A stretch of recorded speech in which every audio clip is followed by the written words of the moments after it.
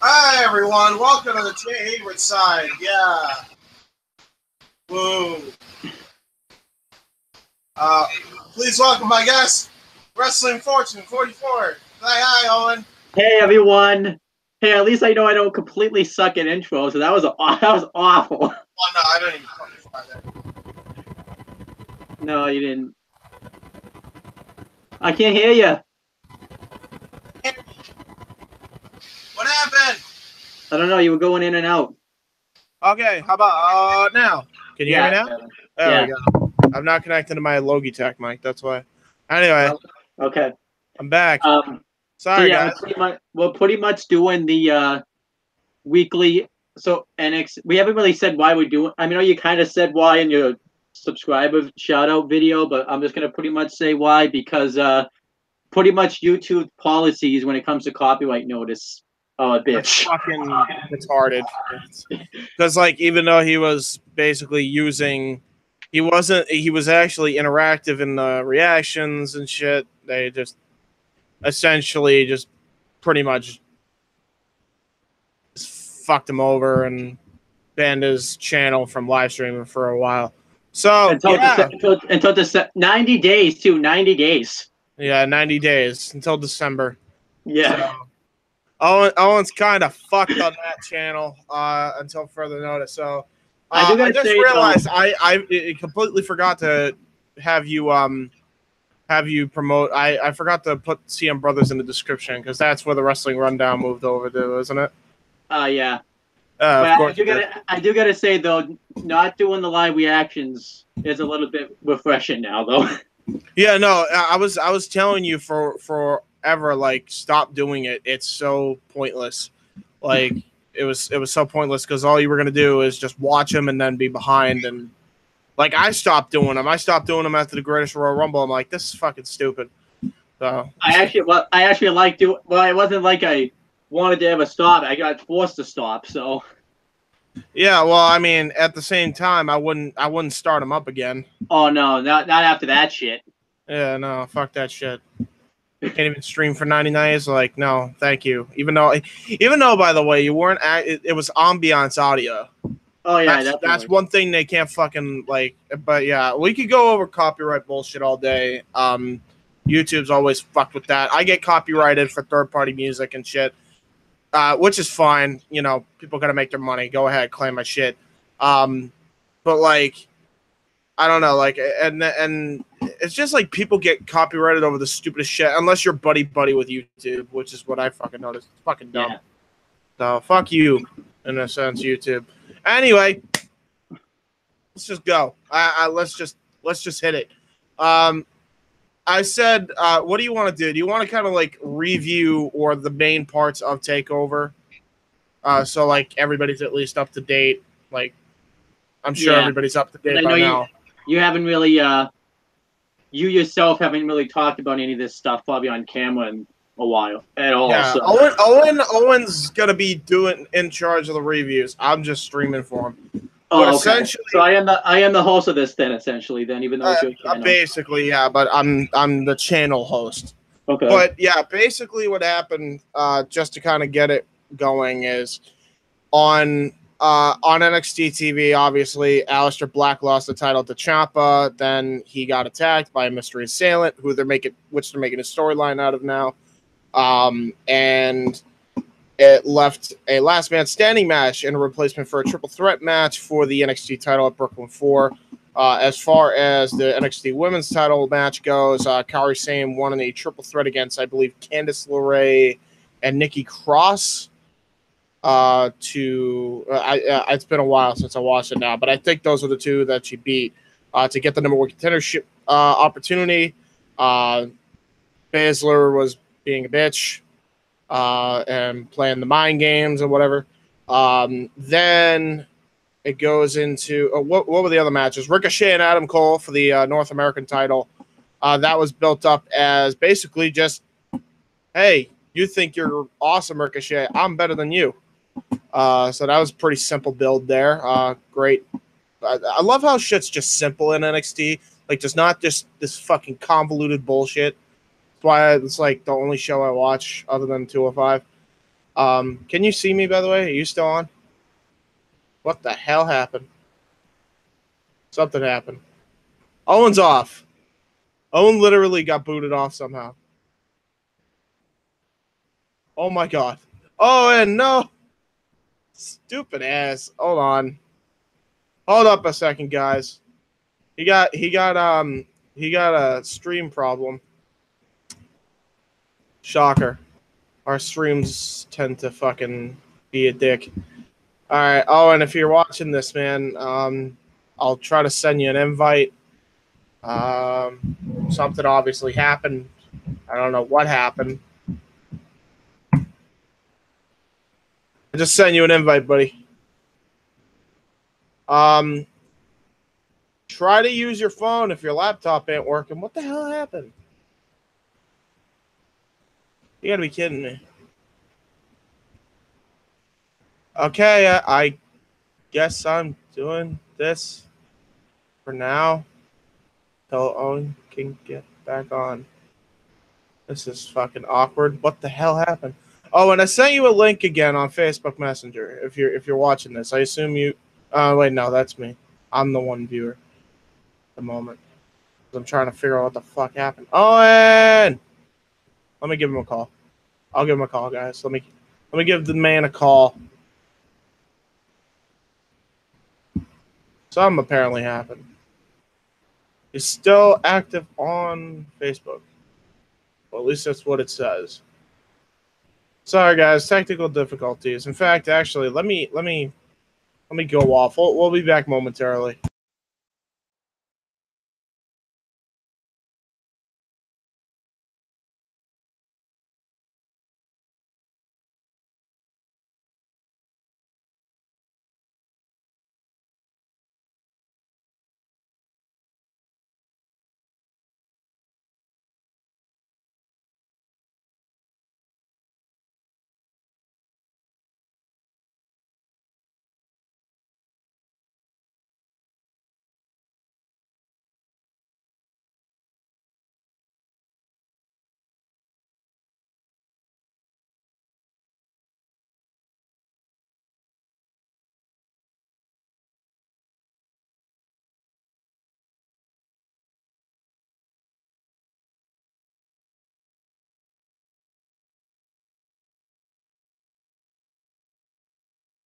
I could just have you on the phone. All right, so that's how we'll do it. Here, I'll put the microphone near where you are. So, until the Wi-Fi comes back on, we'll do it like that. Oh, guys, Owen's Wi-Fi just shit itself. And then, well, I lost power for a second, and the Wi-Fi shit itself. How did you lose power? What's going on? Is there a thunderstorm? I don't know. Somebody must have ran. You know what probably happened? Some drunk idiot probably ran into the fucking pole. Oh yeah, maybe. Yeah, so we'll just fuck it. We'll do it this way. Hold on. Let me watch the stream real quick and see if it sounds good on my end. Yeah, make sure. Because I can't get on Wi-Fi at all. Yeah, just keep talking because I'm trying to make sure it sounds good.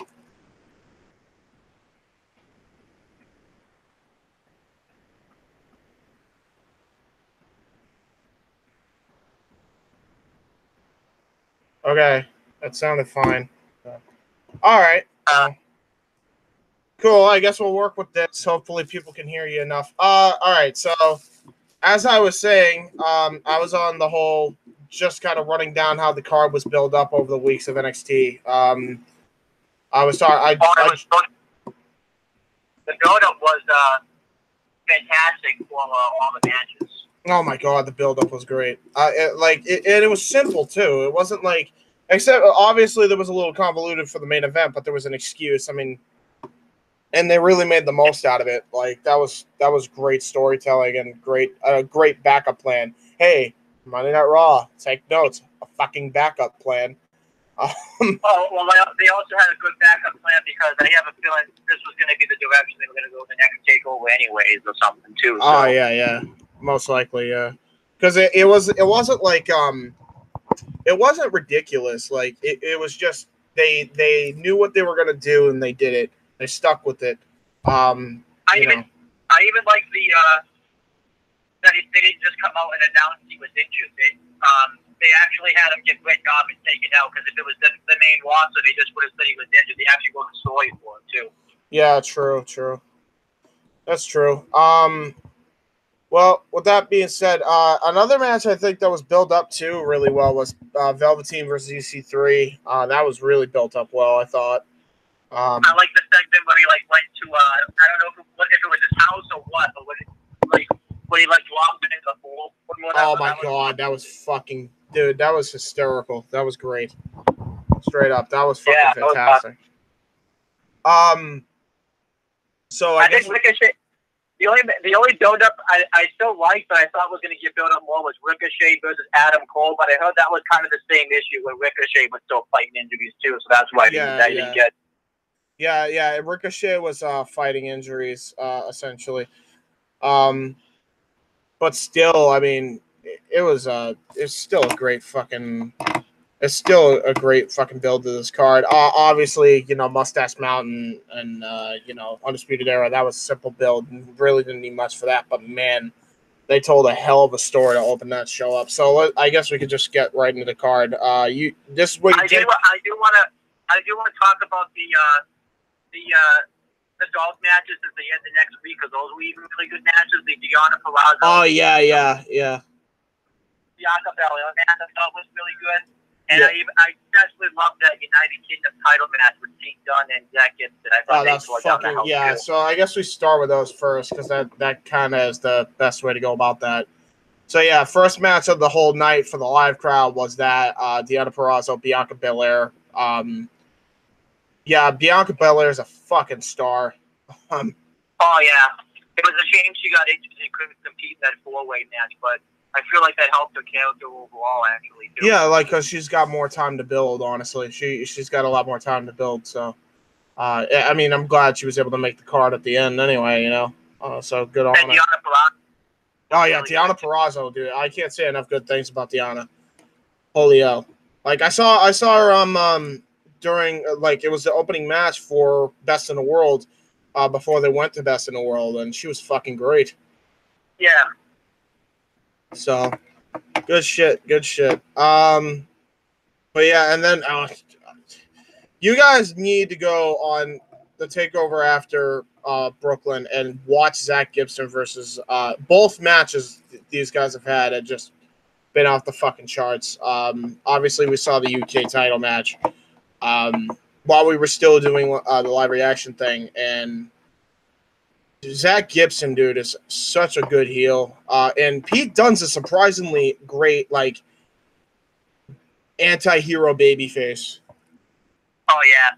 I felt like it was, I felt like with those two, there was a really good chemistry, as far as the feud and just in general, how it's just, I guess if we're talking Zach Gibson's such a fucking great heel that, anywhere he goes, he gets booed. He's got that Ciampa effect early on. You know what I mean? I especially think, too, because I remember when we did the live reactions, when we saw his first one match, we instantly thought he was going to get, chopped out of the tournament, because he came out with no logo, no nothing. Oh, my God, yeah. Talk about a sword of the century, right?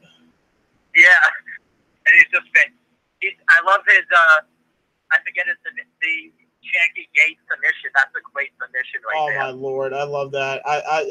You know what the funniest thing is, before we continue with the whole Shanley Gate submission, as great as it is, it just got me thinking, why does armbars, why out of all the armbars does Ronda Rousey's look the weakest?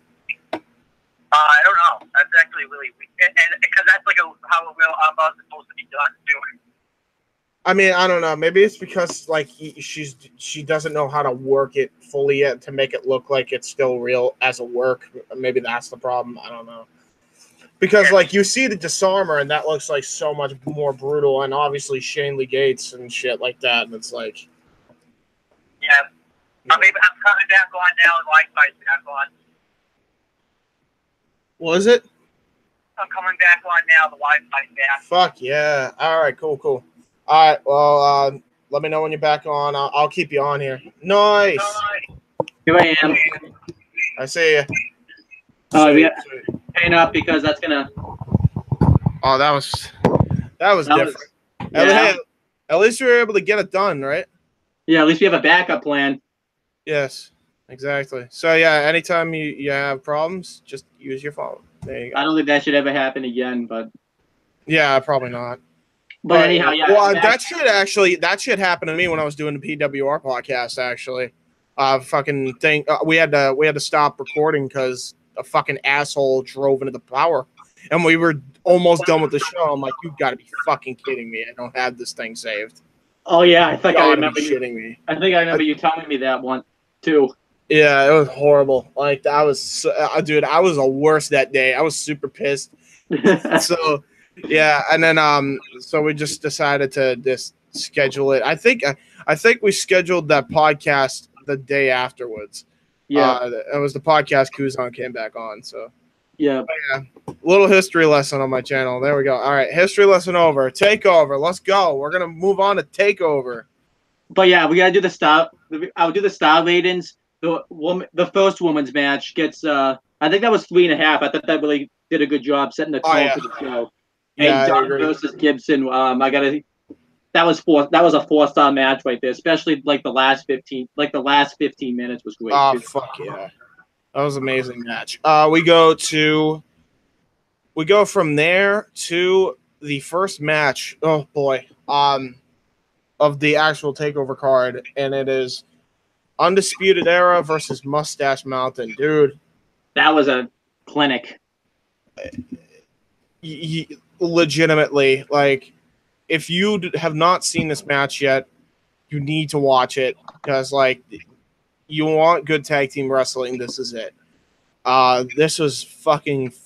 This is probably the best tag team match that I have seen since DIY and the Revival.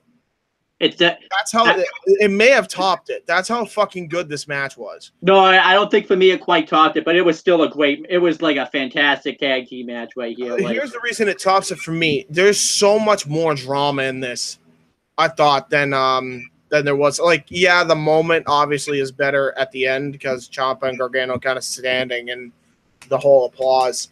Yeah. But I genuinely loved just the near falls and like the hope spots for both teams. It looked like it was so evenly matched that any team could have won. And I like the callback from the second match when Trent Seven debated throwing in the towel just like the first match. No, that was genius booking, dude. That was such a good callback. Like there was just so many good moments in this match. Like the whole like Undisputed Era looks like they're gonna have the win with a double submission, and then Bate just fucking hoists fucking Kyle O'Reilly up in that guillotine triangle, and then just power bombs them into the guys. Is just. What about like the test of strength Tyler Bate had where we did like the fireman's carry airplane spin and then swung? That was fucking. This dude is freakish strong, dude. Tyler Bates might actually be stronger than Cena. That takes a lot. Tyler Bates only probably like, I don't even think he's 21 yet, and the guy's already had like 4 to 5-star match performances. Yeah, this guy's the sad part is when he goes to the main roster, the sky's probably not the limit for him. But right now, the sky's the fucking limit in the NXT. Like this guy. Well, 205. If he goes to 205, I think he'll be fine. Yeah, definitely. That match was easily 4.25 stars right there. Oh my lord! Yeah, it was definitely. I mean, I was actually going rated as far as 4 3/4, because like there was not really much flaws with it. There was no botches. There was none of that shit, and it was just it was a great story. Like they really made you believe that Mustache Mountain could have been getting the belts. They really thought that they made it look like Undisputed Era was going to retain 100 times. Like, you didn't know which way it was going to fucking go. So. Oh, yeah. And I forgot to talk about it when I reviewed it on the rundown, but I forgot that the War Raiders also came out and destroyed Undisputed Era as well. Oh, jeez, dude. Hanson and Rowan are fucking monsters. Yeah. Dude, and that's coming from experience. I've seen them live at Ring of Honor. These guys are a fucking monsters. mammoth team. That's why, like, there was a lot of time. Like, the minute I said that they just took the War Machine gimmick and put it on the Bludgeon Brothers, there's a reason I said that. Because look at these motherfuckers. It's basically Luke Harper and Eric Rowan. I would love to see a match between the Bludgeon Brothers and. Well, we're not going to see that anytime soon. So. No, I know. Yeah, because Eric Rowan's injured again. Yeah. Shocker. To the shock of absolutely no one. Yeah, it sucks. Hey, Eric Rowan, work on your fucking calves. Anyway. Great match. Yeah, fantastic match. I do want to talk about, too, the pre-show. I don't know if you saw it, but Pat McAfee's awesome on the panel. He does a great job. I heard Pat McAfee's really good. Yeah, I definitely got to check out that. I felt bad though for William Regal because he was trying to make jokes with William Regal, but Regal was trying to stay in kayfabe because he was talking about the Aleister Black thing. He was trying to be serious though. So, but because William Regal is in kayfabe, like he's serious. Like he doesn't joke around in this role, and I love that about Regal. It's just like. I'm not gonna laugh. I'm here to be stone faced and serious and take this job as seriously as I need to, and that just makes the show. William Regal as general manager of NXT, the way he's general manager in NXT makes this fucking show. It really does. It's just there's no bullshit, there's no gimmicks, nothing. He's just being a general manager. He's taking no shit from anybody. And he's great at the role, honestly. He's the best general manager. He is the best general manager in WWE, period. More on that, too, within the next coming weeks. Yeah, straight up. Not even joking. We'll get to that. Oh, man. So, we go from that to, the EC3. A lot of people didn't love this and like this match. I really enjoyed it. It was a great character match. It was so great. It really... This is by far EC3's best fucking match in his entire career. It probably is. Easily. Like, this... Nothing tops this. I don't care. Not even Angle in him tops this. No. Oh, especially... I forgot to talk about this, too. Velveteen Dream having Call Me Up Vince written on his trunks, too. Oh, my God. Yeah, I mean... Something tells me that he actually might be the one that succeeds, only because he's so ambitious enough. Yep. But like, part of me wants to think that, but then part of me also wants to remember. Oh yeah, wait a minute, Braun Strowman. So I don't know. I hope that Vince will like let him do whatever the fuck he wants to do, because like that shit was fucking funny. Yeah. Just seeing that on his ass, that was fucking great. A great character match right here. Yeah. EC3, man, easily showed some of the best work in the role of babyface, and like he's starting to improve kind of as a babyface. But I honestly think his better deal is a heel. So hopefully they'll turn him heel sooner or later. Doesn't look like it. But we got a viewer, by the way. Hello, viewer. Nice. Say hello. And it was great finish. It was a great finish. Awesome finish. Into the Dream Valley driver on the apron into the Yelp. And I didn't expect Velveteen Dream to go over. I expected him to put EC3 over, but I was surprised he won. I was happy about that. Yeah, a lot of people were. I think he needed the win more than EC3 did, I think. Yeah, absolutely. Like EC3 is one of those guys. Like a lot of people were like, "Well, what happens to EC3 now?" It's like, dude does not need a win. He doesn't even need to be in NXT. He can easily go up to the main roster right now and be fine. Yeah, exactly. Like, I mean, as fine as you'll be. I mean, he'll probably.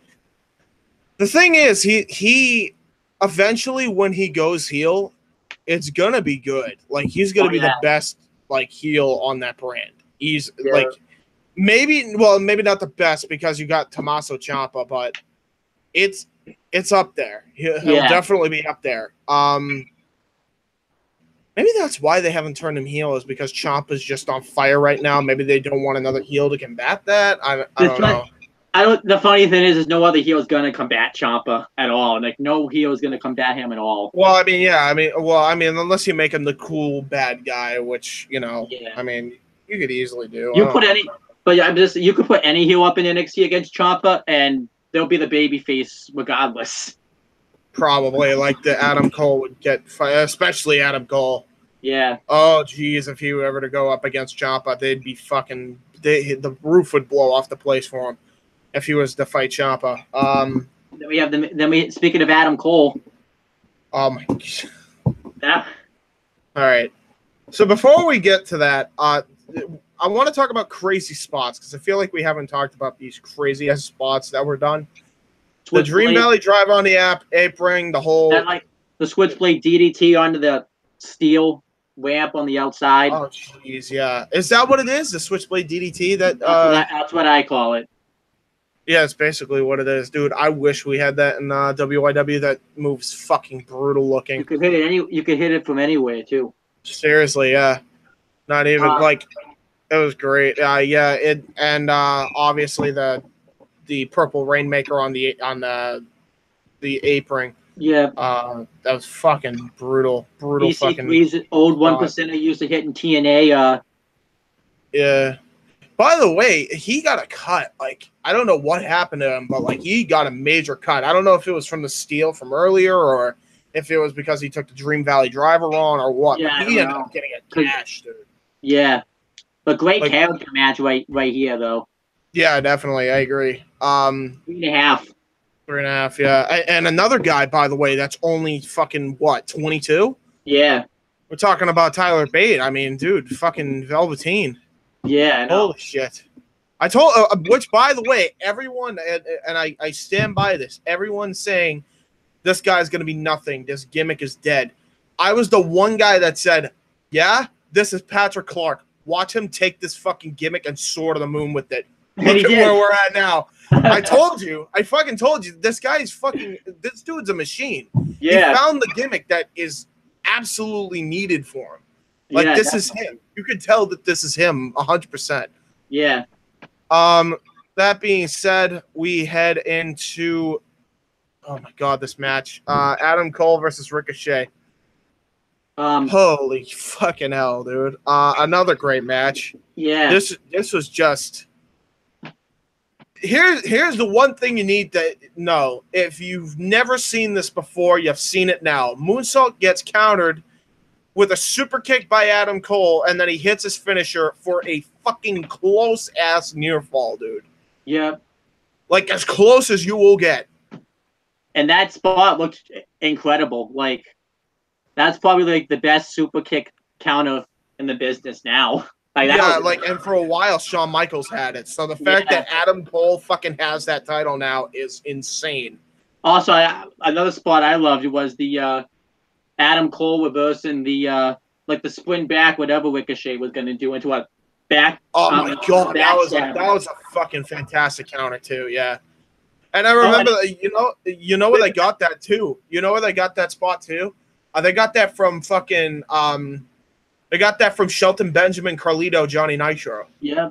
When they were fucking feuding over the IC title and those fucking clinics in 06. Oh, and then obviously too, another great super kick counter was Ricochet acting like he was gonna do like a springboard dive, and Adam Cole went for a super kick, but Ricochet caught his foot in midair. Like, that was a fucking amazing spot. Yeah, that was a fucking great spot. And then obviously the ending where fucking like he's about to go for the 630 splash, but then Adam Cole's rolling out of the ring. He gets up on the apron. He's got that sleazy smile, and then all of a sudden, you just see Ricochet fucking sprinting like a fucking guy on a track meet, and then hits this fucking ridiculous Hurricane Rana to the outside, throws him back into the ring for the 630 splash, gets the title on Mike. Yeah. Fucking great. I think the title needed a change too, because Adam Cole didn't really. I don't think the title was really benefited Adam Cole. I think the title will benefit Ricochet more than Adam Cole. Oh yeah, absolutely. I mean, and you know what? It was fine. It was a great shock moment. There was a good time to do the shock moment, and it really did a great job highlighting that he really didn't. He really wasn't defending the championship much in the promo, Yeah. and It was great. I feel like this match kind of did a good job telling that story if he was the cowardly champion, because anytime Ricochet got any offense in on him, he always rolled out of the win, and I thought that made a good story right there. Or anytime Ricochet was about to win, he would try to cow it out of the. Yep. And again, Adam Cole, another one of these guys. He can afford a loss, and he'll still be fucking over. So Ricochet, I think, benefits more from winning this match than Adam Cole. Absolutely. This is the right decision. It was a great decision. And a 4-star match all around. Oh, he's 4.5. Yeah, 4.5 probably would be the better option. I feel like a lot of people debate what match was the best match of the weekend. A lot of people say this match, but I like this match a lot. There's a lot to debate. There was like 4 great matches. The only one that was the weakest out of them was EC3 and Velveteen Dream, and that was still awesome. So it was like, what does that tell you? I know. You know, like this was like, you could pick the tag team match. You could pick the fucking women's title match, which we're gonna get onto later, or the main event, or the fucking North American title match. You could pick any one of those, and that could be easily match of the year contender. Yes. Any of these, seriously. To which we speak about the women's match, by the way. Holy shit, best match of Shayna Baszler's career. Shocker, because Kairi, dude, this was so much, and I mean it, so much better than the Mae Young Classic final. This blew that fucking thing out of the water. I know there wasn't much to beat, but like they really Shayna did a fucking hell of a job. Shayna Baszler improves with every takeover match too. Like she's just getting a lot better. Yeah, I got to give credit where credit's due. Like, I hated her. I fucking hated her because I thought she was green as goose shit. And now she has really come into her own in this character. She's really come into her own as this fucking bitch, and she's just rolling with it, and it's working so fucking well for her. Oh, yeah. And Kairi Sane was the perfect person to take the belt off her.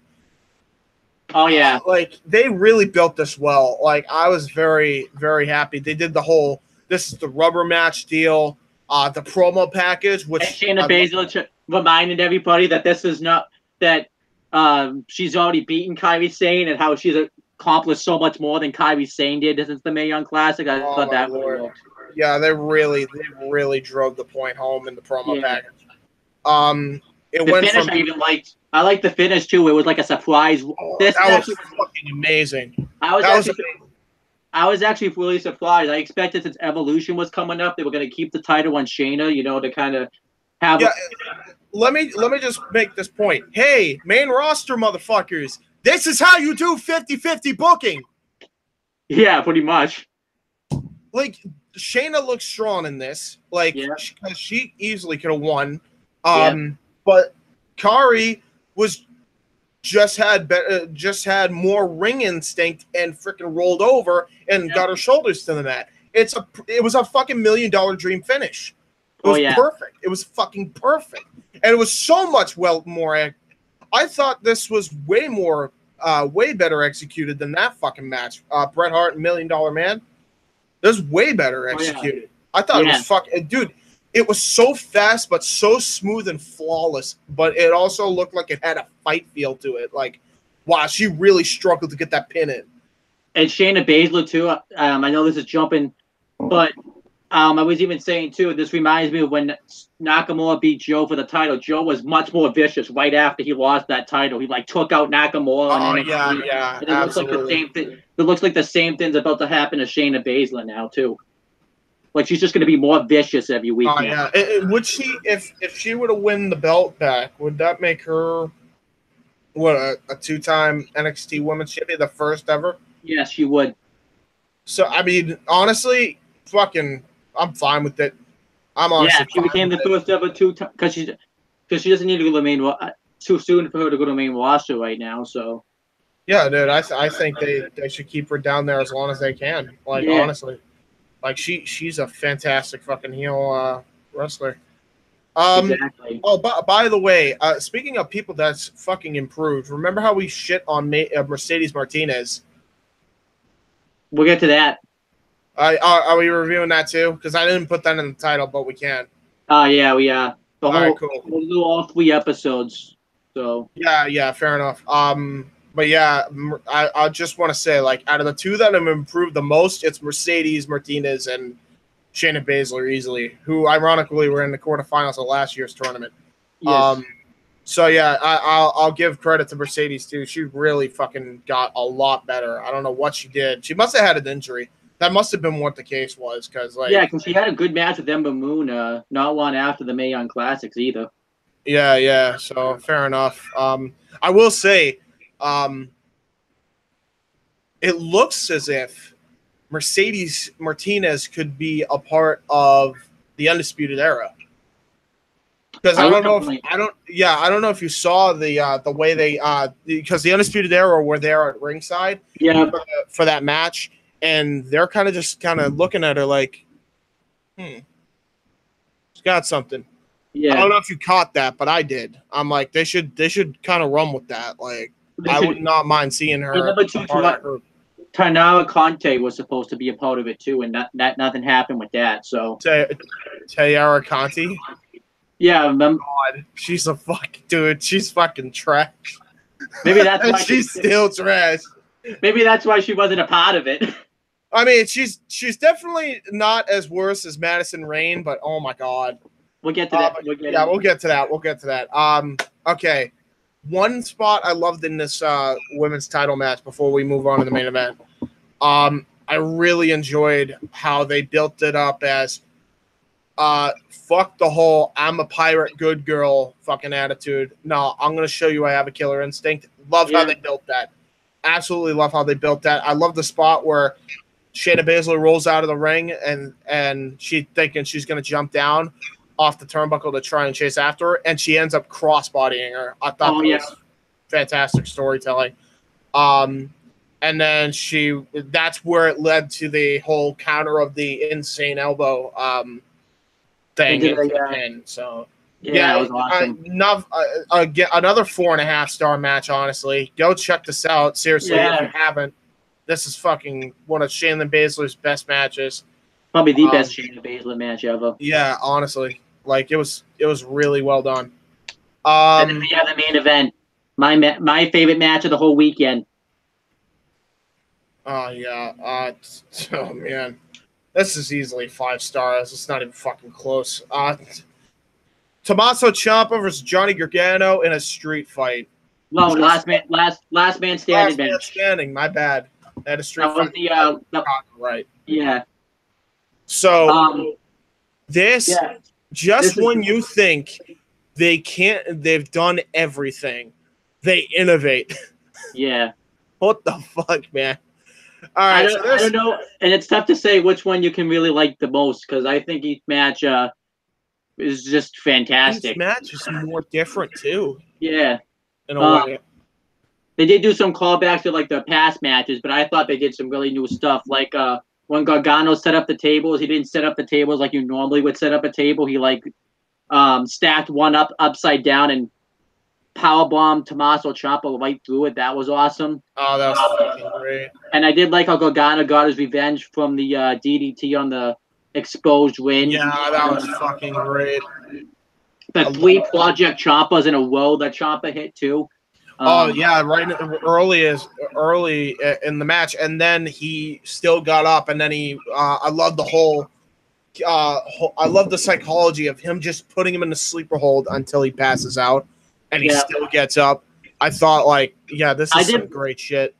I did like, too, there was, a spot in the match where each guy just got a really quick ounce of adrenaline and got up at one. That was, what the hell was... That was awesome, where they just got an ounce of adrenaline and just had, the second win and just got up right at one. They didn't waste any time with that. Yeah, I remember that now that you mention it. Yeah, there was so many fucking spots in this match that are memorable. Obviously, too... the super kick into the tables that then he goes into the concrete, the fucking knee strike into the barricade, and then Ciampa. The super kick onto the guy. The that was a callback from the Iron Man match from Michaels and Brett too. Yeah. And then freaking it gave I enough time for Ciampa to recover, and then he hits the knee strike onto Johnny Gargano. And then he goes right through the bear, and Ciampa buries him on every. I like how he put the guy on him too. Dude, you know what?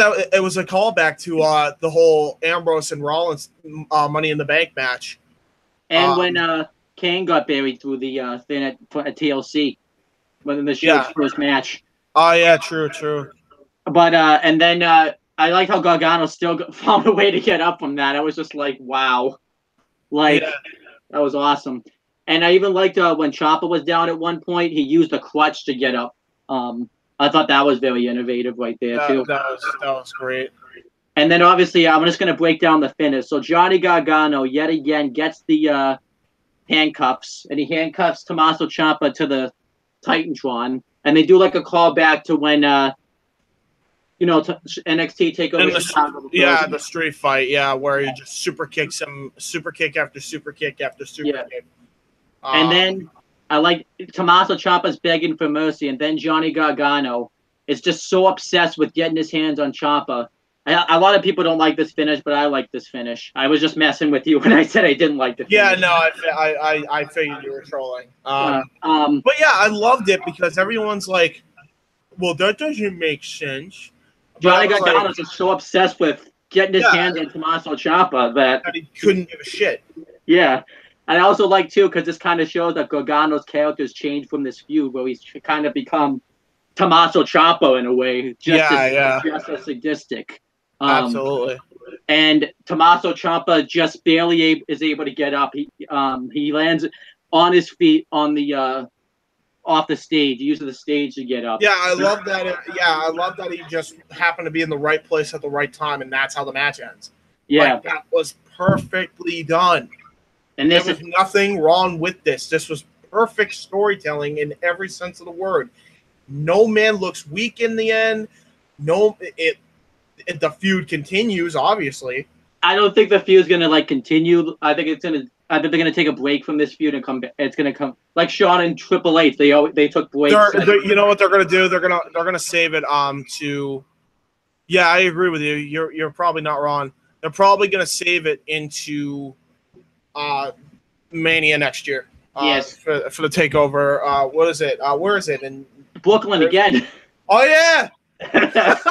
Oh my god, I forgot. Yeah, that makes sense now. Yeah, the NXT TakeOver Brooklyn 5. I completely forgot that that's going to be on Mania time this year. Yeah, nice. I think too. I think too. Gargano will. They're gonna have like some sort of like Iron Man or Hell in a Cell match, and they'll blow off the feud with Gargano finally winning. Does that mean they're gonna go somewhere else during SummerSlam time? They're going to Toronto, right? Canada, yeah. Oh yeah, that's right. Because they're wow. So this is gonna be the last TakeOver Brooklyn then, for a while. I hope they pull some strings and go back to Brooklyn because that's yeah, because that's like a main staple, dude. Like I would at least do that in like October. Yeah, or something like or like if there's like a wrestling show, even if it's like a B pay-per-view in Brooklyn, have a takeover there right there. Like remember Backlash had Chicago and they did a takeover right before the first Chicago. Yeah. I got you. Yeah. Do that straight up. But yeah, I love this. This show was easily an A show. This is an A+ for me. Like I don't rate shows like I rate matches. I'm gonna give this an A+ because there was nothing bad about this show. Not one fucking thing that was bad about this at all. So like, props to everybody involved. Yeah. And Percy Watson, by the way, was fucking phenomenal all night. And this is the best he's commentated. And he was right on par with Morrow and Nigel for a change, which this is easily the best commentary team in WWE, period. Oh yeah. Because there's so much chemistry with these three. It's insane. Now let's since we're on the topic of NXT, let's go over what else has been going on at NXT. You obviously had the week afterwards. You kind of already talked about that. Yeah. I guess really the main storyline of NXT has been this. William Regal has started his investigation of who attacked Aleister Black. I'm not really sure. I love this. I absolutely love these segments. I'm like... I'm not really sure They took the best, dude. They took the best of a bad situation. They fucking created gold with it, dude. Like it was like they're handed shit. They turn it into gold every time, every time. And this is another one of these examples. Like this is some of the best work William Regal has done in any GM role ever. Oh yeah, it's not even close. So I'll just talk about. So essentially, what's been going on is there's this WWE.com video out there with everybody, and they're investigating pretty much anybody that was around the scene. Undisputed Era was already out of the. I forget exactly why you said it. I think they have like some sort of alibi or something where they didn't do it. EC3, after his interview against Velveteen Dream, name dropped Lars Sullivan, to which that's going to be a feud now because Lars Sullivan took out EC3, which I'm fine with that being a feud, as long as EC3 wins. Yeah, because he needs to win. But I actually think that makes sense because Aleister Black broke Lars Sullivan's jaw, and Lars Sullivan did admit that he was going to attack Aleister Black, but somebody already beat him to the punch. So I like that. I kind of liked. How they tied that in. Johnny Gargano makes sense. Oh shit! Hold on. Yo, breaking news! You're not gonna believe this. They're finally doing it for 205. Are they going to full sale? They're moving to Full Sail. Yeah, they ain't got. Fucking finally! I guess that's where 205 Live's going. Well, I mean, I could be wrong. Hold on, because maybe I'm wrong here. Where'd you get this news from? Just the WWE. I was going on the WWE thing. Let me just check because this. 205 Live on 7 o'clock. Yeah, and then NXT, and then Mae Young Classic. But it wasn't. I don't know if it's because this week's episode wasn't in Full Sail, so I don't know yet. That might not. It would be nice, but. We'll see. I have no idea. Maybe they're just rerunning the show before NXT. Maybe that's how they're lining it up or something. I don't know. We'll have to wait and see. But I mean, I would love it if NXT was just had 205 Live a part of their fucking show and programming. But oh, that'd be nice. Yeah. Right. But anyway, yeah, I'm just on the main page, so that way we know where to go here. So I want to make sure we get everything. Yeah, I'll just keep talking about. I'll keep talking about the investigation. So yeah, Lars Sullivan I think is still a suspect, but also William Regal's investigated Nikki Cross, and Nikki Cross said she saw something. I love this segment, but she's just so damn crazy she can't even answer any of his questions and stuff like that. I thought that was hilarious. And she like throws his pencils around and just lays on the table laughing. And I like when Bianca Belair came in, she's just saying hi, Bianca Belair. It was just hi, awesome. Bianca. Yeah, that was awesome.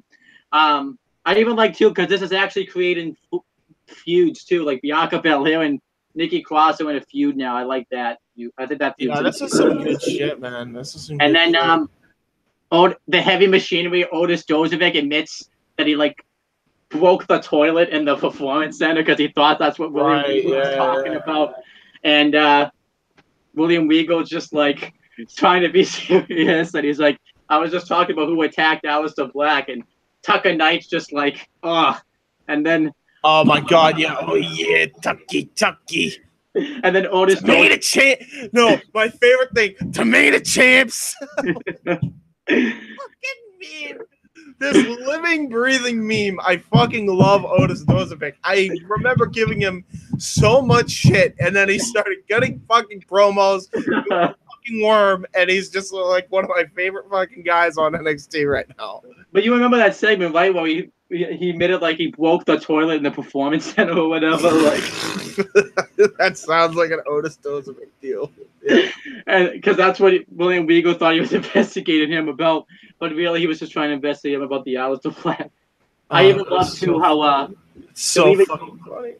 They're making Johnny Gargano even look like a suspect because he actually has the first guy William Regal walked by. It was Johnny Gargano in that WWE.com video. Yeah, and I heard it. Johnny Gargano's kind of being very suspicious about it by saying, do you think I attacked Aleister Black? And, I love that. Then you even have 3 weeks ago, I think it was, when he lost to Velveteen Dream, and Velveteen Dream was calling him Johnny Failure, and Johnny Failure is like trying to keep his morale. Another thing that this really did well, I love how they build the Forgotten Sons. Yeah, it built them up too. Yeah, like it's building everybody up. Like this fucking feud between Gargano and Ciampa and Aleister Black's fucking case is building up everybody, every single person. This is how you do a wrestling show. Yeah, this is how you do it. Because this got them TV time. They beat Steve Cutler and Wesley Blake beat the Street Profits due to interference from TM61, and then this week Jackson Riker, which is Gunner from TNA, I think that's his new WWE name. I don't like that name. I would have just stuck with Gunner well, something. I can understand why they probably can't go with Gunner with all these. Dude, no, that's bullshit. Because they just met with Impact recently. I think that's bullshit. Why not just fucking use Gunner? With all the shootings and stuff going on, they probably would get. Oh, for fuck's sake! That's why we had Apollo Crews as Apollo for as long as they did. Get the fuck out of here. Yeah, but he beat. I'm just trying to look up and see who he beat. This guy, Pambolo Julio. It was some jobber that we'll probably never hear from again. Or maybe he'll end up having like a complete character reboot, like. So right, well, I'll here are some matches that I see. I'm just gonna go in order of all the clips. We saw everything, but I just want to make sure we don't miss a thing here. So we have Ricochet, Pete Dunne versus Adam Cole and Roderick Strong. That was a good match. Everybody check it out. Dakota Kai versus Aaliyah. It was Dakota Kai won. Aaliyah is at least improved, I would think. Not much, but improvement is improvement. She's definitely in her proper element as a heel, as opposed to a babyface. I do gotta say though, we'll even get. I'll just continue with the William Regal case too. He even investigated Cassius Ohno, and I like Cassius Ohno's new story. I love it. I absolutely love it. Well, I'm assuming this is going to lead to either him feuding with Keith Lee, which I loved his run in NXT so far, or Matt Riddle, since they're talking about new free agents coming in. So he's probably going to feud with one of those. I don't know if he's a heel or a face, though. It's really weird. It feels like he's turning heel, but he's still coming out like a baby face. So I agree. Pete Dunne and Ricochet obviously would fight on later on, but essentially what this did was Pete Dunne and Ricochet, like Pete Dunne stood up for Ricochet when Strawn and O'Reilly tried to come up and talk shit to him, and then Pete Dunne, knowing him isn't being his friend, all Ricochet is to him is just a guy that has a title that he wants, and Ricochet and Pete Dunne had miscommunication in the tag team match. So it led to the champion versus champion match this week. That match was really good. I didn't like the finish. I get why they did the finish, because they can't have one guy beat one guy, but it was just the finish I thought was just kind of I thought it was kind of lazy. I didn't like that finish. Yeah, I agree. I think they should have saved that match for a takeover or something where for the record, I thought Wesley Blake and Steve Cutler are a really surprisingly good team. Yes. That was very surprising, and I'm happy the Street Profits back. Yay! I like this. I love the little segment they had this week too. Oh yeah, that was fucking. Am I the only one too that wants to see them bring Climb Time back and have a segment with them just for a one-off then? Oh yeah.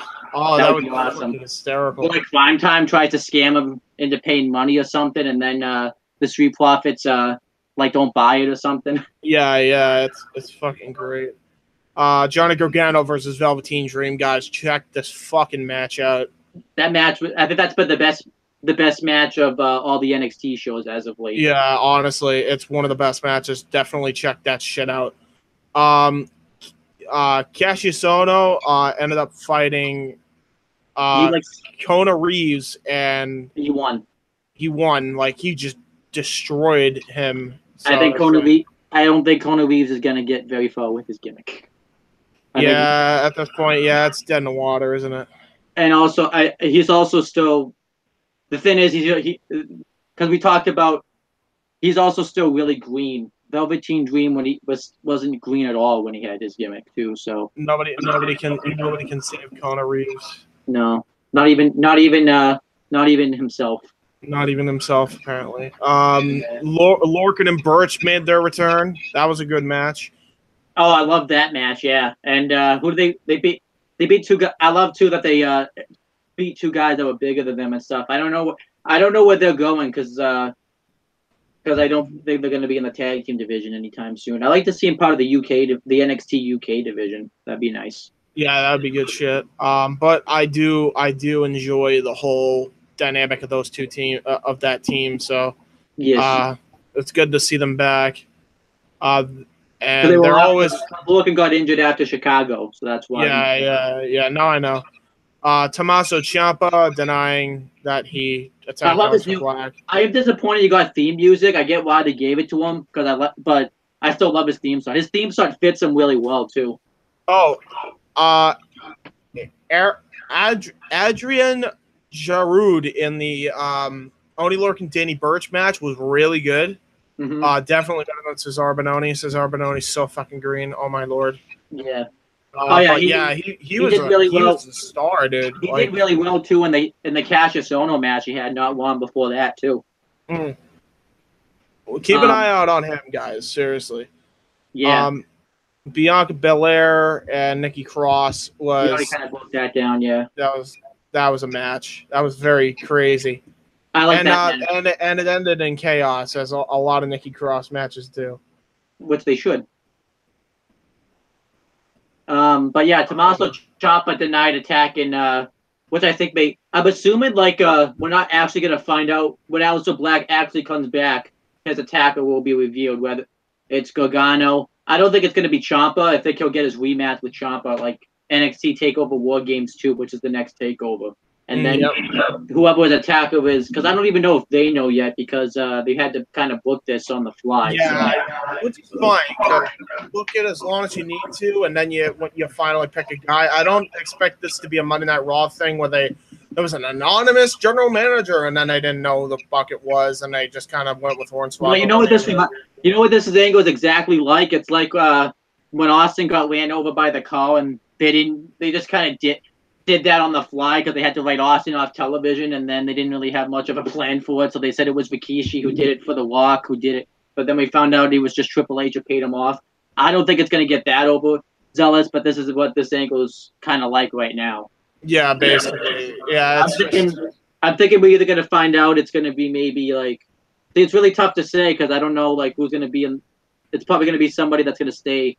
And like I said, too, we don't even know when Aleister Black's going to be back yet, too, so – I'm gonna say either EC3 or maybe the Forgotten Sons, but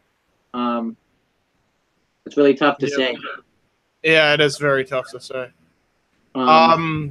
Yeah, so we just go from that episode to the next episode, the recent episode, just to make this quick and done and over with. I have the notes written down for that one. Yeah, but we'll just go over it quick because remember we got Mae Young Classic and 205 to review also. So yes, Deanna Purrazzo and Dakota Kai are a really great team, and I'm hoping that they'll be a mainstay if they end up doing a women's tag division after Evolution, which is God. I hope that's actually the plan. Deanna Purrazzo, I'm happy, is signed a full-time deal too. Yes, I'm very happy about that. They lost to Aaliyah and Lacey Evans. With Lacey Evans needs a new finisher really bad. Huh? Lacey Evans needs a new finisher really bad. Yeah, please. Fuck the women's right. It's so dumb. If you're gonna do the women's right, then make it the Bullhammer or something, but not that fucking shit. Other than that, I like all the women that are in that match. Yeah, I do. Ricochet versus Pete Dunne ended in a no contest because fuck you, Undisputed Era's time. And I mean, I expected that to happen anyways, but I did like though the way they booked it is at least no one was going to beat each other. It was kind of like a 50-50 match before no one was on the verge of losing when they interfered. On the main roster, they would have had Ricochet about to beat Pete Dunne and it would have made him look weak. True, that's very true. We go. I hope they revisit that match though, but I don't think it's going to happen. Probably not. I will say from there also, before we forget, Jason Riker or Jackson Riker, which is Gunner. Yeah, Jackson fought some jobber, beat the fuck out of him. You might never hear from him again. So yeah, probably not. And so there we go. NXT's been really good though. This past few weeks. Yeah, it's definitely been the best show and WWE has been putting out. So yes. So is that. So then we go from that to 205. So let's get 205 after.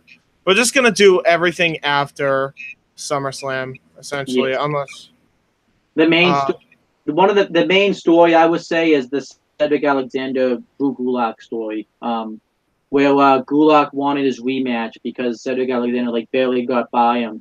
So Tozawa was supposed to have a match, and they attacked Tozawa and his opponent, Gulak, Kendrick, and Gallagher. And Gulak tried to goat Alexander into giving him a rematch. But, I also forgot to mention Drake Maverick denied his rematch, which makes sense. He would deny it because he didn't earn it. So I thought that made sense. So Cedric Alexander tried to come in and fight him, but Drake Maverick, who's probably the second best GM in WWE right now, because he doesn't take any shit from anybody either. Drake Maverick. That's great. I love it. And I love how he's a heel on Raw, but he's a babyface on 205 though. It's a fucking completely different universe. Yeah. Same thing with Leo Rush too. It's really why is he a babyface in there, but he's a heel on 205? I guess 205 is so You know what's I do like though how they bring up that they're both on Raw. Like Mustafa Ali will bring it up, and Drake Maverick's just like, what I do on my Monday nights is none of your business. I thought that was awesome. How he just shut down Mustafa Ali. Or I like the segment this week where Leo Rush and Drake Maverick were talking, and Leo Rush tried to use his obligations to Bobby Lashley on Raw as an excuse for him not wrestling this week, and Drake Maverick just wasn't having any of that. So I like that. That was awesome. So at least they're using them. I will say, some of the matches that I would definitely check out, or segments, would be the Cedric Alexander Drew Gulak feud that's still continuing. I think I think it's over this week. I imagine because Cedric Alexander's moving on to Buddy Murphy at Super Showdown. Yeah, which I can't wait. Yes. I'm hoping Buddy Murphy actually wins at Super Showdown, honestly, because that guy fucking deserves it. Oh, but this match he's been putting on too lately, yeah. Oh my lord, he's the best worker there. He's easily the best worker on that show. Yes. Noam Dar, TJP, that's a good match. Definitely check that out. Lindsay Dorado, Grand Metalik, and Buddy Murphy and Tony Nese are also a really good match, which is why I wish they'd have fucking cruiserweight tag titles, because this shit is fucking great. Kendrick Tozawa. Yeah, and there's a trilogy of these matches too, for a lot of guys, especially the tag matches. Mm-hmm. Yeah, because we're trying to get this.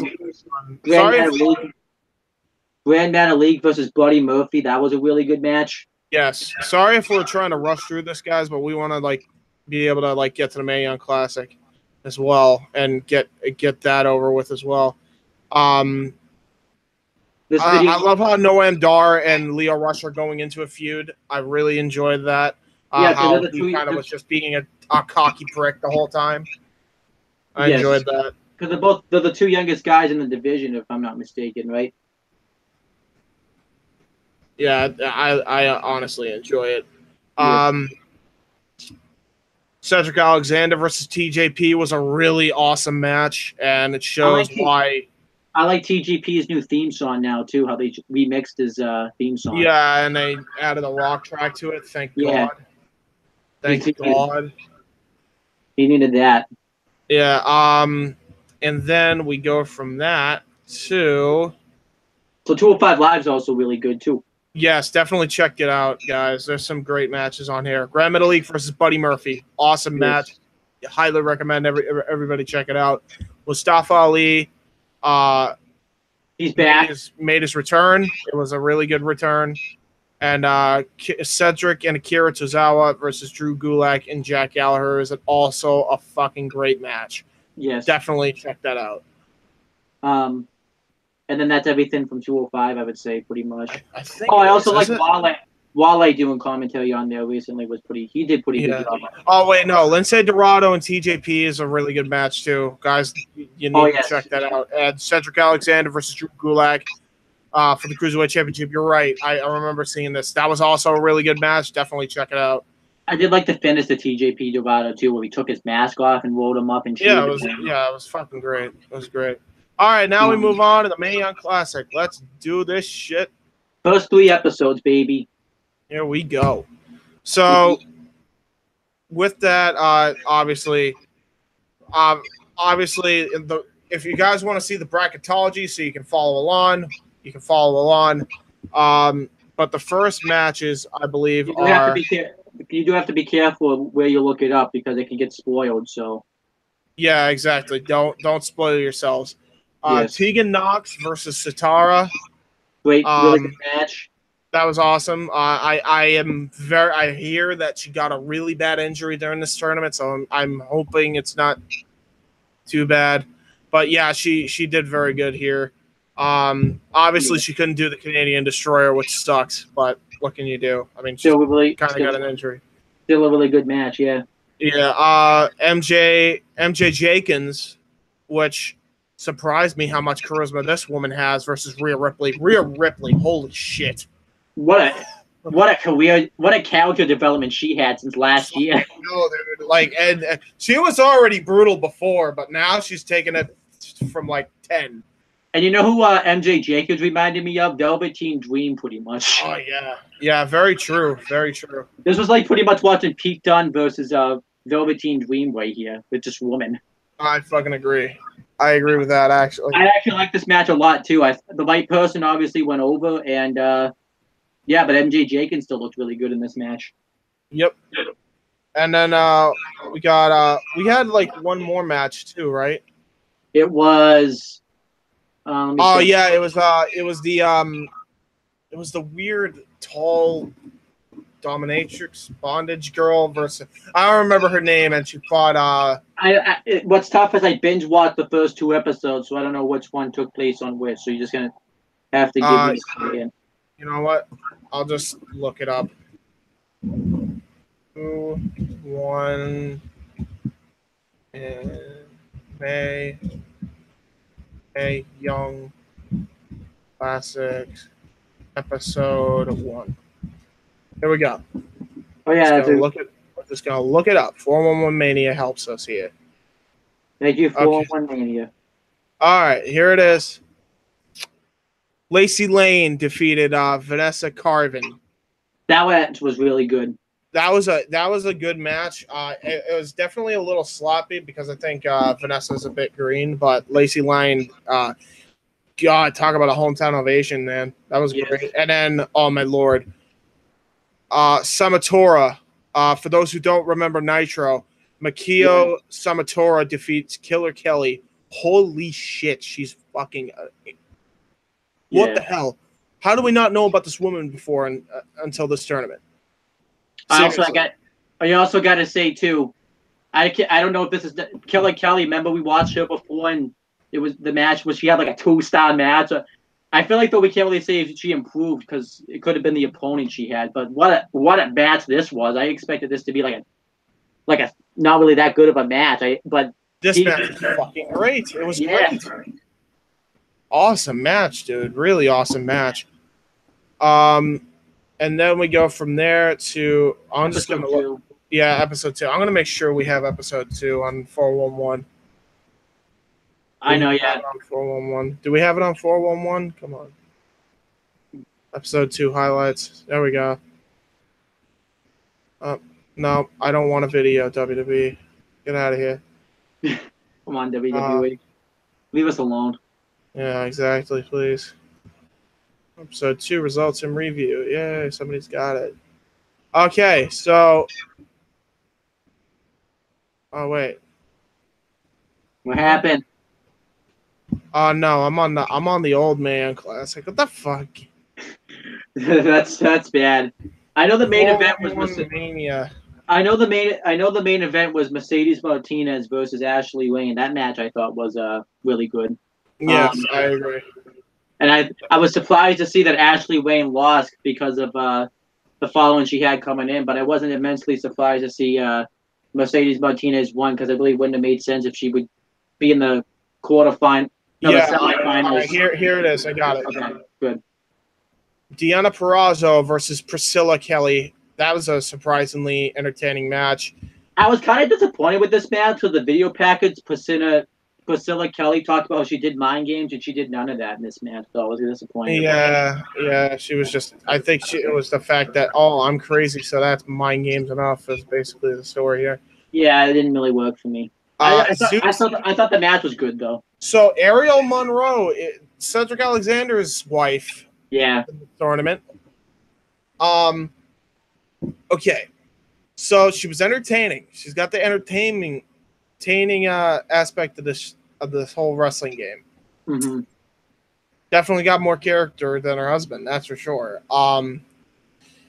But that being said, she's green as goose shit. Yes.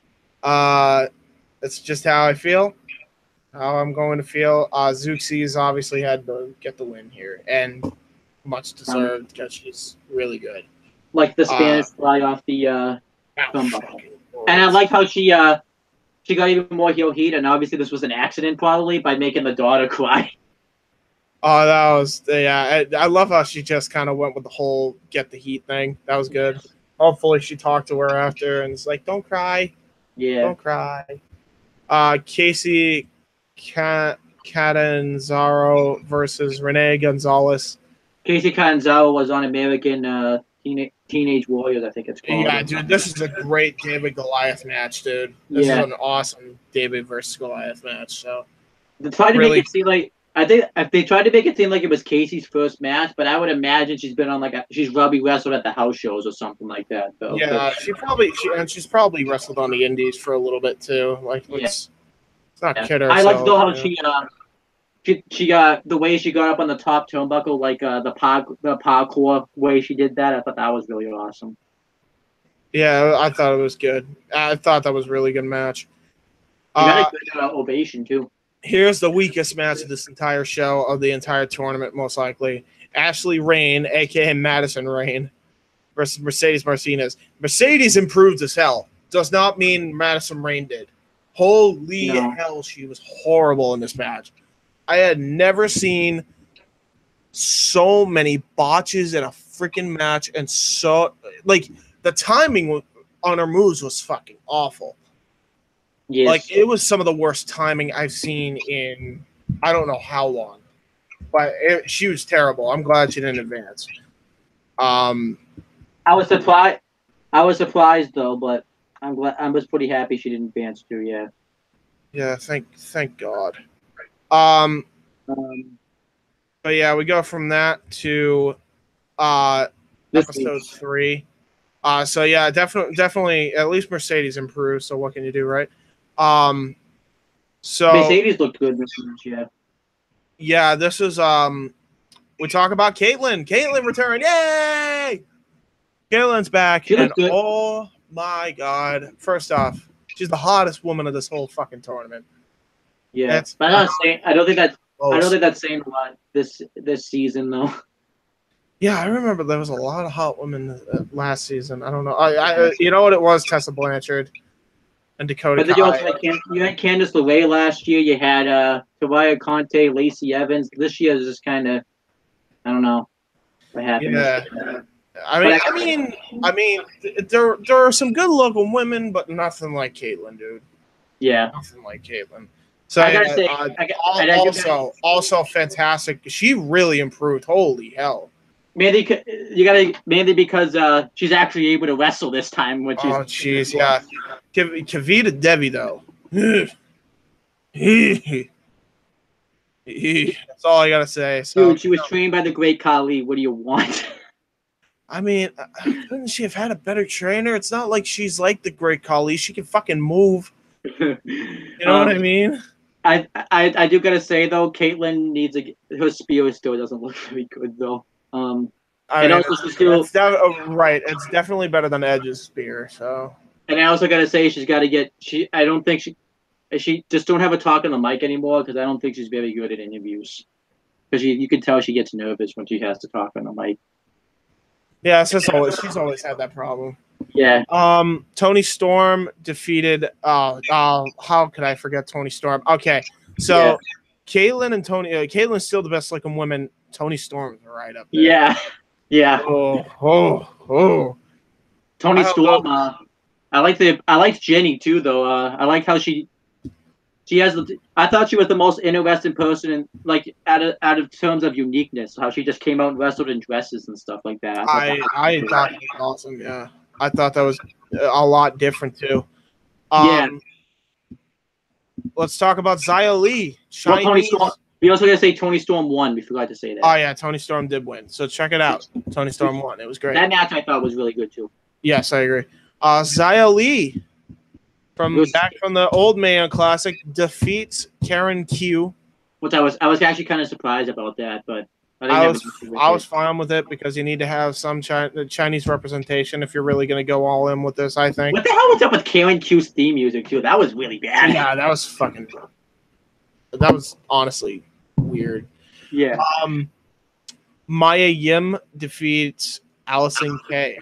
Easily. Holy Allison. Fuck. The best match I've ever seen Allison Kay have in my life. Dude, it was these two kicked the fucking shit out of each other, dude. This was the best match of the whole tournament, I think. Honestly, yeah, it's either that or the Satomura match, but yeah, still, these girls kicked the fucking shit out of each other.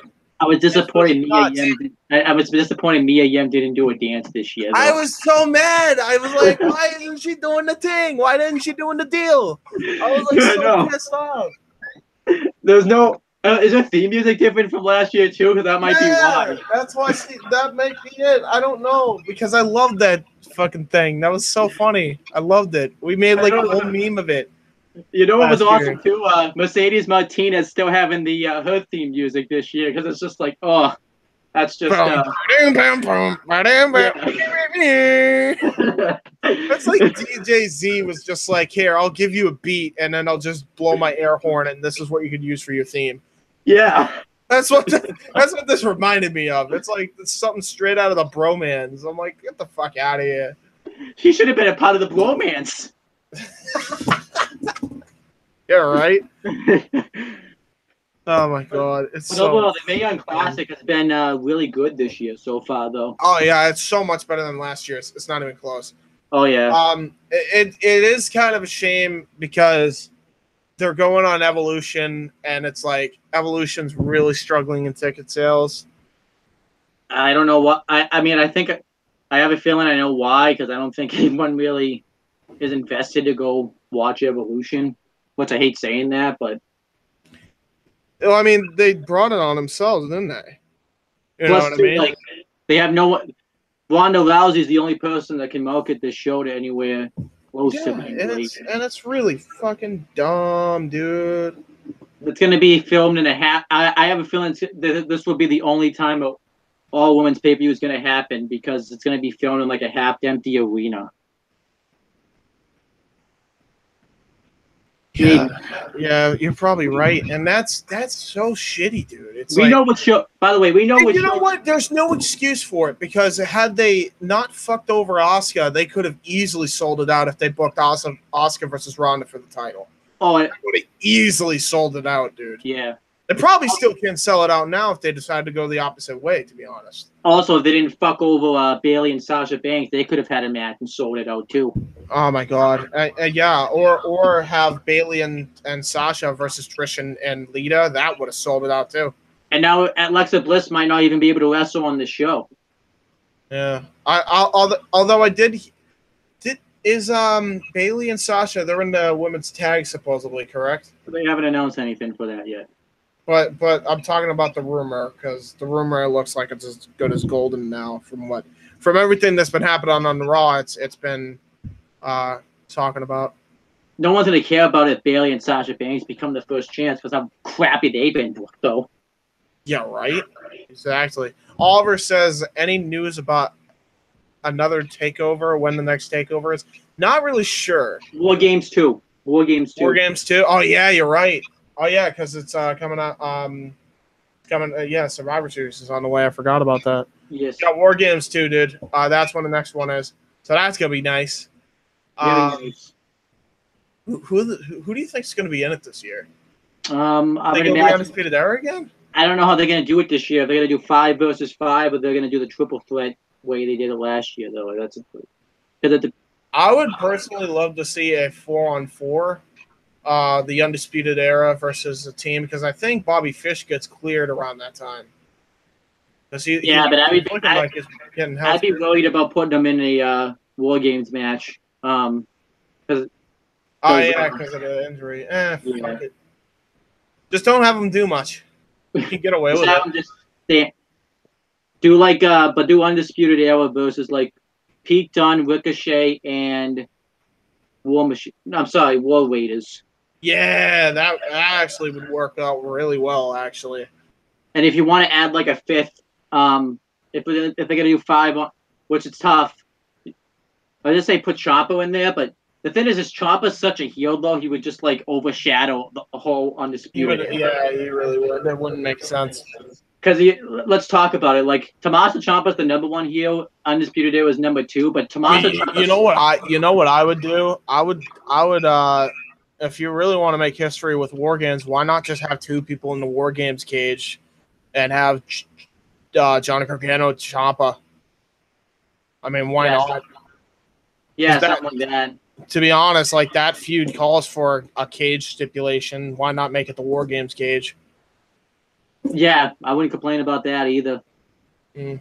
But yeah, I was gonna say Tommaso Ciampa's the #1 heel in NXT, and Undisputed Era is #2. But Tommaso Ciampa's like so far up #1 that Undisputed Era. Yeah, because let's be honest, Undisputed Era is like the cool bad guys. Like, Tommaso Ciampa, like it doesn't even make. He isn't even a cool bad guy. He's just he's an asshole. He's a full dick, and that's I like his promos. He's become like backstage with like the handheld cameras in the locker room too. Yeah, another thing I like is his theme. His theme is actually, I'm pleasantly surprised that he has a really good theme, but it's like he didn't want it to be like super good, like that you would like all of a sudden you like Ciampa now. Like you could tell there's like some thought into let's not make it the most downloaded song. Yeah, I still like the song though. I listen to it every day. You listen to everything every day when it comes to wrestling. Let's be real. Really funny off-topic thing before we end the stream. You know what was the funniest thing? You know Joe Rogan from the UFC? No. You don't know Joe Rogan? Are you kidding me? I don't know him. No. How? I don't know him. He's the guy on UFC. Well, no, that's Mike Goldberg, but he was the guy that like. He's the guy, commentary guy in UFC. You don't know him? Oh, yeah. I've heard his voice before. Okay. So you know him. So Joe Rogan has a podcast, and he did a podcast with DDP, and it's fucking hysterical. It's awesome. It's some of the funniest shit, dude. Because Rogan's genuinely a comedian because he's just a funny guy, and then you add DDP to the mix. You know what I mean? Yeah. I would check that out. Look up Joe Rogan's interview with DDP. It's 2 hours 15 minutes, and it's just a breeze to listen. It doesn't even feel like 2 hours 15 minutes, does it? Yeah, no, it doesn't. It felt like I was listening to it for like only an hour. Oh, nice. So it was funny. I think that's everything. What's the Mayo Classic matches for next week? Good. Can you look it up without spoiling? I have no idea, and I kind of don't want to spoil it myself. Whatever the next one is, we will be back on this channel. We will review it in full. We kind of rushed through everything in this review because we had a lot to review, but we will review in full the episode of the Mayhem. We know next week there's 2 matches on 205 Live. Leo Rush versus Noam Dar. Excited for that match. Yes. And Mustafa Ali versus Hideo Itami. Excited for that match. Yes, and then in NXT, we're going to have Ciampa versus Dozovic, which is going to be awesome. I can't wait for that just because it's Otis Dozovic. It's fucking great. I can't wait to see like what Ciampa does. And watch Ciampa carry him to like a 4-star match too. Yeah. And like and the next match is Lars Sullivan's gonna have a match next week. I don't know who's wrestling though. They didn't announce it. Fucking, this is gonna be great. Remember, it's not Tommaso Ciampa. It's Tomato Champs. Yeah. And then Tucker Knight just kind of looks at him like Tommaso Ciampa. Yeah, Tomato Champs. Yeah, that guy. I love it. I love it too because the way that you can tell too. This is how Otis Dozovic actually is in real life. Oh my god, he's so funny, dude. And he's so funny. I think to the way Tucker Knight reacts, that's not kayfabe too. I think that's not. No, it's straight up not. Yeah. Like it's some of the funniest fucking shit. I love it. And probably more investigation about who attacked Aleister Black next week. Who do you think will get interviewed next week? I'm just gonna enjoy it. I'm not even gonna predict. I'm just gonna enjoy the show because I have no idea who the hell these guys can interview next. Yeah. I just can't wait to see what they go with the whole Forgotten Sons angle too, because that looks me too. So I'm happy about that. All right, well, plug your stuff, man. Plug where the Wrestling Rundown will be tonight. On the CM Brothers channel. I tell you to come on it, but you probably don't want to talk about the main roster shit. So I never talk about the main roster shit. So that's why you've been kind of quiet.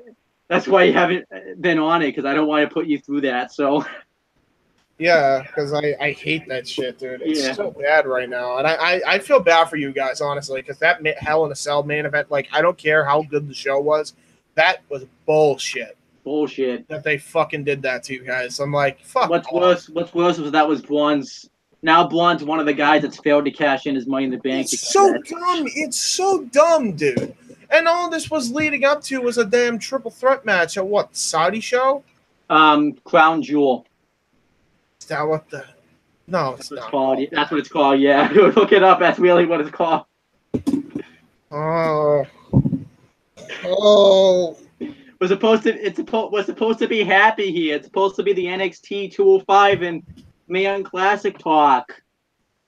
Fuck it. Yeah, I'm not gonna talk about it anymore. But yeah, if you guys want to watch people bitch about the main roster, go to the Wrestling Rundown. CM Brothers. Any other channels? Oh, Wrestling Fortune 44, because I still gonna post Raw and SmackDown reviews on there. So yeah, and other reviews. So and then on the Talkinator, I'll be posted on there too. Yeah. And then you have. And what else? That's it. Then you have plug your stuff. I was about to end the stream, but I forgot one. I can't end it on my end. I gotta end it. All right, guys. So you can check me out on youtube.com/user/JBridge95. Hey, what do you think this is? You can also check out Weymouth Youth Wrestling. Make sure you tune in to Weymouth Youth Wrestling. youtube.com/user/WYW Pride. Episode 2 of the quarterfinals is in the books and will be releasing on Sunday. So check that out. We got some great matches in there. We got Kuzan is making his grand debut on that show versus John Gray. We got the triple threat women's match between Lizzie Gray, Deanna Tommaso, and Deanna Tommaso. Yeah, Deanna Tommaso. Oh. You'll get to know. Just watch. Any relation to Tommaso Ciampa, or is it just no? Her name is literally Deanna Tommaso, like in real life. So I'm like, that's such a wrestling name. I'm going with it. Yeah. And Rebecca Rose. So check out that match. There's also Sean Maverick will be fighting Taka Michinoku. That's going to be a clinic. And last but not least, Mark Young will be taking on Kyle Weaver, Kid Dynamite. The man Owen Finch lost to with a respectful handshake. So definitely check all that shit out. It's good shit. Yes. And also check me out on, even though I barely appear, Wrestling Rundown, but hopefully I'll be back on Wrestling Fortune 44. But until then, we'll be doing the reviews here. No one's going on that channel unless I'm with them in person. So truth. When are we doing this show? Are we just gonna do it every Thursday? Yeah, Thursday, Raw Thursday. At 4. Yeah. So we'll be reviewing next week the NXT show, 205, and Mae Young Classics. The final So, next week, the final. Oh wait, I want to talk about. There's one thing we didn't talk about though. The commentary team because I really enjoy the commentary team. I think that's really Michael Cole. Oh yeah, Michael Cole. Yeah, you know, without Vincent Azir, he's actually really good. Shocker. He actually looks like he's having fun for a change too. Yeah, right. All right, that's it. You know, wait, before we end it, one thing that confused the hell out of me. Did you know that Michael Cole's a fucking gamer? I didn't know that. He plays God of War. That's weird. Oh yeah, you know what I loved that Michael Cole straight up said like, yeah, I play God of War all the time. I'm like, what? I also like how he brought up the fact that he trashed NXT season 3 doing the Caitlyn match too. He's like, yeah, I'll admit I didn't give the woman fair credit. I thought that was awesome that he brought that up. That's funny. Wow. Because it actually makes sense because it kind of goes with the whole women's evolution thing. And you know what I love about watching the Mae Young Classic? We don't have to constantly hear 30,000 times that it's a women's evolution because Triple H understands that no one needs to hear that shit 30,000 times. Oh, thank God, yeah. It's shoving. You know, that's why it's probably not selling out because they're so sick of the marketing scheme of it. I am. Everyone is. Can you imagine? That's why the Mae Young Classic sucked last year by the end. It's because the fucking life got sucked out of it. Yes. So anyway, yeah, that's pretty much it, guys. We're gonna end it before we keep rambling. Yeah, I have to leave. So. Yeah, and until next time, we'll see you on the Jay Ebert side. Woo!